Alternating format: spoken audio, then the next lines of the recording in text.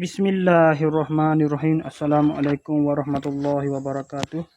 Berjumpa lagi kita dan channel saya. Masih yang sama juga, iaitu hari Sabtu 24 hari bulan Januari 2026 Masehi, bersama dengan 5 Syaban 1400 5 Syaban 1447 Hijriah.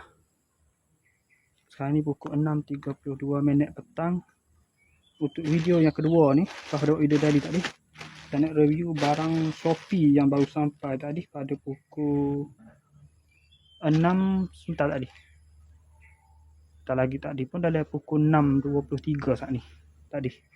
Sekarang ni dah 6.32. Pusing gitu ya. Ya pusing nombor gitu ya. Okey. 20 minit dah. Ada 19 minit ke? 19 minit lalu lah. Siapa ada tempat berjalan ni lah.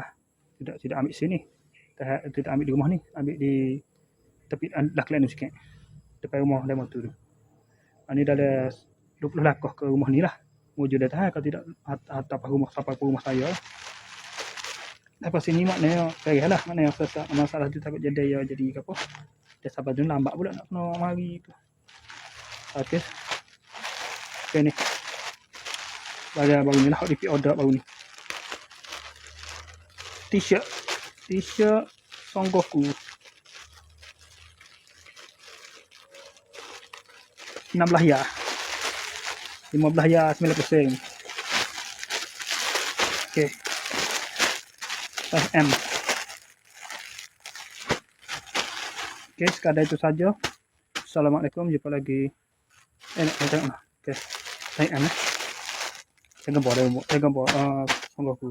Okey, sekadar itu saja. Assalamualaikum, jumpa lagi. Bye.